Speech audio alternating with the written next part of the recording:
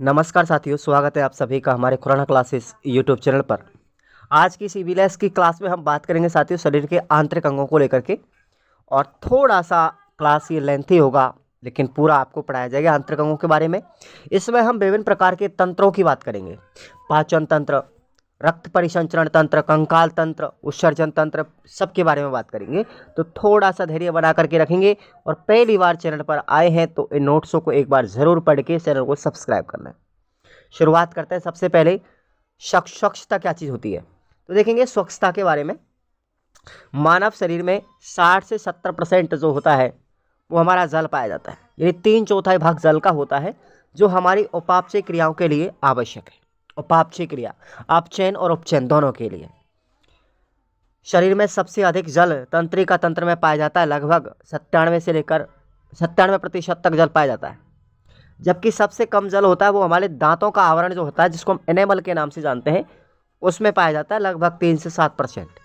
तो ध्यान रखना, दांतों का जो सबसे ऊपरी भाग है कठोर, उसको हम एनेमल कहते हैं। शरीर की सबसे छोटी इकाई कौन सी है, तो वो हमारी सेल है, कोशिका है। और कोशिका की खोज 1665 में रॉबर्ट हुक ने की थी। आपको जानकारी के लिए बता दूं, आप लोग मेंस में जब साइंस पढ़ेंगे ना, तो वहाँ पर भी एक कोशिका चैप्टर जो है, ये वाला सबसे लंबा चैप्टर साइंस का माना जाता है रीट मेंस में, लेवल 1 के अंदर। तो आपको सेल के बारे में पूरी जानकारी मिलेगी वहाँ पर, कोशिका के बारे में। और ध्यान रखें, रॉबर्ट हुक ने मृत कोशिका की खोज की थी। किसकी की? मृत कोशिका की। जबकि आपसे पूछे कि जीवित कोशिका की खोज किसने की थी, तो लुवेन हॉक ने की थी 1674 में। आपको विशेष जानकारी के लिए आज मिला है क्वेश्चन। रॉबर्ट हुक ने जो कोशिका की खोज की थी सबसे पहले 1665 के अंतर्गत, तो वो मृत कोशिका थी। लेकिन अगर बात करें जीवित कोशिका की खोज किसने की, तो लुवेन हॉक ने की थी 1674 में। एक बार क्लास को लाइक जरूर कर दें क्वेश्चन के लिए। शरीर का तापमान 92 से 96% भाग जो है, शरीर का लगभग 92 से 96% भाग हमारे इन तत्वों से मिलकर बना होता है, जैसे carbon, hydrogen, oxygen, nitrogen, phosphorus and sulphur, जिनको हम मौलिक तत्व कहते हैं। ठीक है। माइटोकॉन्ड्रिया को कोशिका का पावर हाउस कहते हैं, उसको शक्ति गृह कहा जाता है कोशिका का। किसको? माइटोकॉन्ड्रिया को। कई बार एग्जाम में पूछा गया है। अब हम आते हैं हमारे तंत्रों पर। मानव शरीर का निर्माण विभिन्न प्रकार के तंत्रों से होता है, जिनमें हम सबसे पहले बात करेंगे पाचन तंत्र की। ठीक है। मैं आपको यहाँ पर 6-7 तंत्रों के बारे में पढ़ाऊंगा। उनमें सबसे पहले बात करेंगे हम पाचन तंत्र की। क्लास को लाइक जरूर कर दें साथियों। पाचन तंत्र क्या होता है? मनुष्य के शरीर में पाचन क्रिया मुंह के द्वारा शुरू होती है और छोटी आंत में जाकर पूरी होती है। मुंह से भोजन जाएंगे, छोटी आंत तक पहुंचता है, फिर उसके बाद गुदा के द्वारा बाहर निकल जाता है। हमारे मुंह में दांत पाए जाते हैं। अब पाचन तंत्र की शुरुआत होती है एंड तक। हम एक एक अंग के बारे में विस्तार से जानकारी लेंगे साथियों। मुंह में हमारे दांत पाए जाते हैं, और दांत आपके 4 प्रकार के होते हैं, नोट कीजिएगा सभी। पहले प्रकार का दांत है हमारे कृतनक, जिनको इंसाइजर टीथ कहते हैं, और ये काटने के लिए काम आते हैं। कितने? काटने के लिए। उसके बाद है रदनक, जिसको हम कैनाइन दांत बोलते हैं, कैनाइन टीथ बोलते हैं। ये हमारे चीरने के काम आते हैं। ये इनके सिंबल हैं साथियों, ध्यान रखना। अग्रचवरणक, जिनको हम प्री मोलर टीथ कहते हैं, ये हमारे चबाने के काम आते हैं। और चवरणक जो दांत हैं, जिनको हम मोलर टीथ कहते हैं, ये भोजन को पीसने के काम आते हैं। अब हम दंत सूत्र की बात करें सबसे पहले। दंत सूत्र क्या होता है? तो हमारे मुंह के अंदर बात करें हम टोटल, तो 32 दांत होते हैं। वयस्कों की बात कर रहा हूं, ध्यान रखना। वयस्कों के अंतर्गत 32 दांत होते हैं, लेकिन बच्चों के अंतर्गत बात करें तो 28 दांत होते हैं। ये 4 दांत कौन से साथियों? ये जो 4 दांत हैं वो हमारे प्रज्ञा दांत कहलाते हैं। ठीक है। तो टोटल 32 दांत होते हैं हमारे मुंह के अंदर, जबड़े में। तो अब इसका एक सूत्र है आपका, देखिए इस तरीके से, 2-1-2-1। ये एक जबड़े का फॉर्मूला मैं आपको बता रहा हूँ, 2-1-2-1। यानी कि हमारे 2 जो दांत हैं साथियों, ध्यान से सुनना, जो 2 दांत हैं वो हमारे कृतनक हैं। ठीक है। उसके बाद एक जो दांत है वो इधर से सुनो सुनो, एक सेकंड, 21-23। ठीक है। तो यहाँ पर देखो सिंबल लिख रहा है, सिंबल लिख रहा है ना, आई का मतलब होता है आपका कृतनक, यानी इंसाइजर टीथ। ये 2 ऊपर के जबड़े में होते हैं और 2 ही नीचे के जबड़े में होते हैं। ठीक है। दो ऊपर और दो नीचे, ध्यान रखना मैं एक जबड़े की बात कर रहा हूँ। उसके बाद इंसाइजर टीथ जो है ये हमारे आते हैं सी का मतलब होता है कैनाइन दांत, रदनक। इनकी संख्या हमारी एक जबड़े में 2 होती है, ठीक है, ध्यान रखना। उसके बाद है प्रीमोलर पीएम, इनकी संख्या कितनी होती है 4, ध्यान रखना ऊपर नीचे। उसके बाद हमारे आते हैं मोलर टीथ, इनकी संख्या कितनी होती है 6 होती है एक जबड़े के अंदर। तो ध्यान रखना एक जबड़े में कितने होते हैं 16 होते हैं, और दोनों जबड़ों में कितने हो गए 32 दांत होते हैं। ये सूत्र याद रखना वयस्कों के लिए। चलिए अब हम बात करते हैं, दूध के दांत 20 होते हैं भाई, जो हमारे अस्थायी है, और स्थायी दांत वो है उनकी संख्या 12 है। दूध के दांत बात करें हम तो टूट जाते हैं साथियों 5-7 वर्ष की उम्र में बच्चे के, फिर दोबारा से दांत आते हैं। सजीव जगत का सबसे कठोरतम भाग अगर पूछा जाए, कठोर आवरण है, वो हमारे दांतों का ऊपर जो चढ़ाया गया कवर है ना, वो हमारा एनेमल कहलाता है, और वही दांतों की सुरक्षा भी करता है। सबसे मजबूत भाग है हमारे बॉडी का।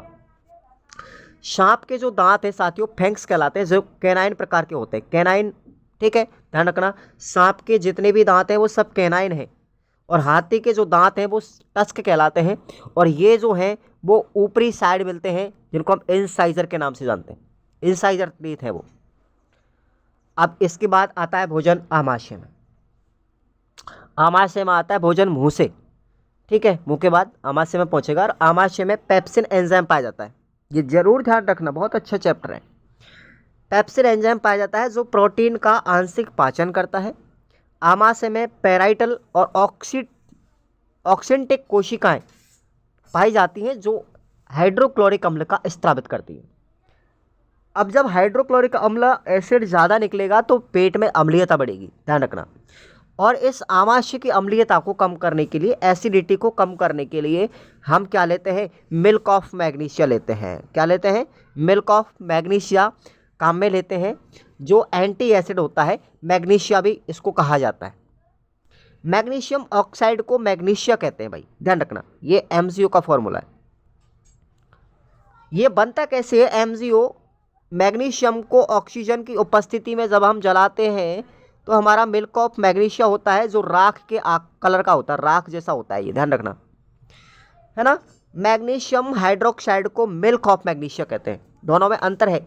ये तो है हमारा मैग्नीशियम ऑक्साइड, और ये है हमारा मैग्नीशियम हाइड्रोक्साइड। जल के साथ में क्रिया करेगा तो मैग्नीशियम हाइड्रोक्साइड बनेगा, और उसी को हम मिल्क ऑफ मैग्नीशिया कहते हैं, ध्यान रखना, कई बार सूत्र पूछा जा सकता है। आमाशय के बाद आता है हमारा भोजन छोटी आंत में। छोटी आंत में पित्तरस, आमाशय रस, आंत्रीय रस मिलने वाले एंजाइम से भोजन का पाचन होता है, तथा अवशोषण भी यहाँ पर होता है। छोटी आंत के अंदर पूरे भोजन का दहन होने लगता है धीरे धीरे। यकृत, लीवर, ये सब पित्तरस बनाती है, और पित्तरस का संग्रहण पित्ताशय में होता है। पित्तरस में कोई भी एंजाइम नहीं पाया जाता, यह केवल वसा का पायशीकरण करता है। पूछ ले कई बार कि वसा का पायशीकरण कहाँ पर होता है, तो ध्यान रखना हमारे कहाँ पर होता है, पित्तरस में होता है, पित्ताशय में, यकृत के अंदर। एमाइलेज एंजाइम कार्बोनेट का पाचन करता है, जबकि लाइपेज एंजाइम जो है वो वसा का पाचन करना है। ये इंपॉर्टेंट वर्क याद रखना है एंजाइम का। अगर पूछे कि एमाइलेज एंजाइम क्या काम करता है तो कार्बोनेट का पाचन करेगा, और पूछे कि लाइपेज एंजाइम क्या काम करता है तो वो वसा का पाचन करेगा, ठीक है। अगर बात करें अब छोटी आंत से कुछ भोजन बड़ी आंत में जाएगा। बड़ी आंत के कोलन भाग में इकोलाई जीवाणु पाया जाता है, जो विटामिन के तथा विटामिन बी बनाता है। इंपॉर्टेंट है, कौन सा जीव पाया जाएगा बड़ी आंत में, इकोलाई जीवाणु पाया जाता है, जो विटामिन के और विटामिन बी का निर्माण करता है। और इसके बाद इसमें आता है हमारा आहार नाल। देखो मुख से आहार नाल में जाएगा, आहार नाल से आमाशय में जाएगा भोजन, इस तरीके से। मुखा, ग्रसनी, ग्रासनाल, आमाशय, छोटी आंत, बड़ी आंत सब गुदा में बटी होती है। पाचन की क्रिया आहार नाल के द्वारा होती है, जिसकी लंबाई की बात करें तो 8 से 9 मीटर होती है। सबसे बड़ा भाग छोटी आंत है, हमारे पाचन तंत्र का सबसे बड़ा भाग छोटी आंत। सबसे अधिक पाचन जो है वो गृहिणी के अंदर होता है, ठीक है, किसमें होता है, डेंड्रोनम के अंतर्गत होता है, तथा पचित भोजन का अवशोषण क्षुद्रांत में होता है, जिसको हम इलियम कहते हैं, ध्यान रखना, इलियम कहते हैं। आहार नाल को 3 भागों में बांटा गया है, ये बात ध्यान रखना। उसके बाद है पाचन क्रिया में सहायक क्रिया। सहायक ग्रंथि कौन सी होती है? तो पाचन के लिए एक तो लाल ग्रंथियाँ काम आती है जो भोजन को लसलसा बनाती है, लीवर ग्रंथि काम आती है, अग्नाशय ग्रंथि काम आती है और आंतरिक कुछ ग्रंथियाँ भी भोजन के दहन में काम आती है। सबसे बड़ी ग्रंथि अगर पूछी जाए कि शरीर की सबसे बड़ी ग्रंथि कौन सी है, तो यकृत है, जिसे शरीर की जैव रासायनिक प्रयोगशाला कहते हैं। वेरी वेरी इंपॉर्टेंट, नोट कीजिएगा। शरीर की जैव रासायनिक प्रयोगशाला किस ग्रंथि को कहा जाता है? यकृत ग्रंथि को कहा जाता है और ये शरीर की सबसे बड़ी ग्रंथि है। गल्स हुआ मम्स या पैरोटिड, ये क्या होता है? यह रोग लार में वायरस संक्रमण की वजह से होता है। छोटी आंत में 3 पाचक रस भोजन पाचन के भाग होते हैं। एक तो निकलता है अग्नाशय रस, दूसरा है पित्तरस और तीसरा है आंतरीय रस। ये तीनों याद रखना। अगला हमारा तंत्र आता है श्वसन तंत्र। कौन सा है? श्वसन तंत्र। तो देखिएगा, सभी जीवित प्राणी ऑक्सीजन की उपस्थिति में ऑक्सी श्वसन करते हैं, लेकिन जीवाणु ऑक्सीजन की उपस्थिति में एनॉक्सी श्वसन कहलाता है। अगर ऑक्सीजन की उपस्थिति में अगर हम श्वसन करते हैं तो ऑक्सी श्वसन, और ऑक्सीजन की अनुपस्थिति में श्वसन करेंगे तो उसको एनॉक्सी श्वसन कहते हैं। बाहरी वातावरण में गैसों का श्वसन जो है वो फेफड़ों तक जाना और फेफड़ों से बाहर आना, ठीक है, ये हमारी श्वसन संवातन सांस लेना आदि कहलाता है। 1 मिनट में मनुष्य 16 से 18 बार संवातन करता है। श्वसन को बाहर लेगा, अंदर ले जाएगा। लेकिन नवजात बच्चा है वो 30 से 40 बार यह संवातन की क्रिया करता है। बाहरी वातावरण में गैसें नासा मार्ग में मुख मार्ग के द्वारा जाती है, प्रग्रशनी कंठ में और श्वास नली फेफड़ों में पहुंचती है, जिसमें अगर मैं बात करूं तो ऑक्सीजन लगभग 21%, नाइट्रोजन 78%, CO2 0.03% तथा फेफड़ों के बाहर जब वो निकालते हैं तो साथियों 4% CO2 निकालते हैं, 16 से 17% ऑक्सीजन निकालते हैं और नाइट्रोजन पूरा 78% निकाल देते हैं। हमारे फेफड़े 2 भागों में बटे होते हैं। बायां फेफड़ा जो पाली युक्त है, ध्यान रखना, बायां फेफड़ा पाली युक्त है, जबकि दायां फेफड़ा 3 पालियों का बना होता है।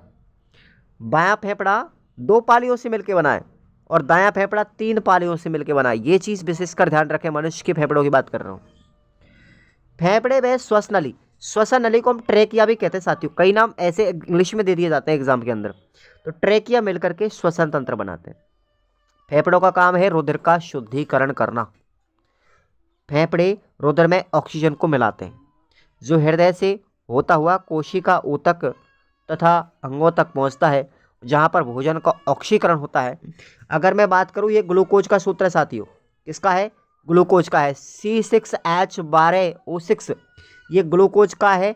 अगर ये ग्लूकोज हमारी बॉडी में उपस्थित ऑक्सीजन की उपस्थिति में जलेगा, दहन करेगा, तो इससे हमें क्या क्या चीज़ मिलेगी? इससे हमें CO2 मिलेगा, इससे हमको जल मिलेगा और साथ में हमको ऊर्जा भी मिलेगी। इसे कोशिकीय श्वसन या आंतरिक श्वसन भी कहते हैं, क्योंकि इसमें ऊर्जा रिलीज होती है, मुक्त होती है। ध्यान रखना। अगला हमारा तंत्र है उत्सर्जन तंत्र। तो देखिए ध्यान से, शरीर में नाइट्रोजन युक्त अपशिष्ट पदार्थों को बाहर निकालने की क्रिया को हम उत्सर्जन कहते हैं। नाइट्रोजन युक्त अपशिष्ट पदार्थ अमोनिया, अमोनिया का फॉर्मूला क्या है? NH3। यूरिया, यूरिया का सूत्र है NH2CONH2। यूरिक अम्ल और एमिनो अम्ल ये सब उपस्थित होते हैं अपशिष्ट पदार्थों में। नाइट्रोजन के अंदर अपशिष्ट पदार्थ है ये। अमोनिया एक विषैली गैस है जिससे यकृत CO2 के उपयोग के द्वारा ऑर्निथिन चक्र से यूरिया बना देता है, जो अमोनिया के कम विषैला तथा उत्सर्जन में कम जल की आवश्यकता होती है। गुर्दे में नेफ्रॉन के द्वारा मूत्र का निर्माण होता है। मूत्र का निर्माण कहाँ होगा? नेफ्रॉन में। वृक्क का गुदामार्ग, वृक्क जिसको हम गुर्दा कहते हैं, मूत्रवाहिनी, मूत्राशय, मूत्र मार्ग से उत्सर्जन तंत्र बनता है। और मूत्र में बात करें तो लगभग 90 से 95% तक जल पाया जाता है। 2% यूरिया मिलता है और 1.5 से 2% अकार्बनिक लवण तथा अन्य कुछ शेष पदार्थ होते हैं। मूत्र का रंग जो है पीला होता है, ठीक है, मूत्र का रंग पीला होता है। किस वजह से? यूरिक्रोम पदार्थ की वजह से, यूरिक्रोम एक वर्णक पाया जाता है यूरिया के अंदर जो मूत्र के रंग को पीला कर देता है। प्रतिदिन हम 1.5 से 2 लीटर पेशाब त्यागते हैं, मूत्र त्यागते हैं। अगर आपसे बात करें कि मूत्र का पीएच कितना है तो लगभग 6.5। कितना है? लगभग 6.5। तो मूत्र लगभग क्षारीय की स्थिति में होता है। मूत्र के अंदर जो तीखी गंध होती है वो यूरिनॉइड पदार्थ की वजह से होती है। हमारे मूत्र में एक यूरिनॉइड पदार्थ पाया जाता है जिसकी वजह से हमारे पेशाब से गंध आती है। मनुष्य द्वारा प्रतिदिन 30 से 40 ग्राम यूरिया का त्याग किया जाता है। मूत्र में अधिक यूरिया की अवस्था यूरेमिया कहलाती है। अगर किसी व्यक्ति के मूत्र में अधिक यूरिया निकल रहा है तो ये समझ लो उसको कौन सी बीमारी हो गई? यूरेमिया बीमारी हो गई। मूत्र में शर्करा की अधिक मात्रा पाई जाती है तो उस स्थिति को हम बोलते हैं ग्लाइकोशूरिया। और अगर मूत्र में यूरिया की मात्रा कम हो जाए उसे हम बोलेंगे ओलिगोयूरिया। ये दोनों कंडीशन याद रखना। शरीर में यूरिक अम्ल का जोड़ों में जमाव गाउट एक रोग होता है जो पक्षी सरीसृप प्राणी यूरिक अम्ल का त्याग करते हैं जिसे हम यूरिया टेलिक कहते हैं। उभयचर स्तनधारी तथा मनुष्य या फिर यूरियोटेलिक प्राणी कहलाते हैं सब। एडीएच, ठीक है, एडीएच एक आम्ल है, बेसिप्रिन हार्मोन जब अवशोषण में एल्डोस्टेरोन हार्मोन नेफ्रॉन द्वारा आयन अवशोषण बढ़ा देते हैं। अगला हमारा परिसंचरण तंत्र साथियों, रक्त परिसंचरण तंत्र, और इसके बारे में हम कल चर्चा करेंगे। ठीक है, इसके बाद जो भी तंत्र बच रहे हैं उनके बारे में आपके सिलेबस में ज़्यादा नहीं है, कक्षा 1 से 5वीं तक का ही सिलेबस है आपकी किताबों में। ठीक है, तो स्टैंडर्ड आपका 1 से 10वीं तक पूछा जाएगा, आपको चिंता करने की कोई बात नहीं है। ठीक है, और जितने भी विद्यार्थी रीट पात्रता की तैयारी कर रहे हैं विश्वास कीजिएगा आप लोग, हमारी जो टेस्ट सीरीज़ है MCQ बेस्ड, इससे आप लोगों को इतना बेनिफिट होगा, इतना उत्साह बढ़ेगा, इतना पढ़ने को मिलेगा कि ये टेस्ट सीरीज़ नहीं पूरे आपके एग्ज़ाम में लगभग आपको प्रश्न मिलेंगे वहाँ से। ये मैं कह रहा हूँ इस चीज़ को। भाई 2-4 प्रश्न तो हर सब्जेक्ट में इधर उधर से आते ही है, पर आपको यहाँ से जो मेरा एक्सपीरियंस है वो एकदम बेटर मिलेगा। Thank you so much.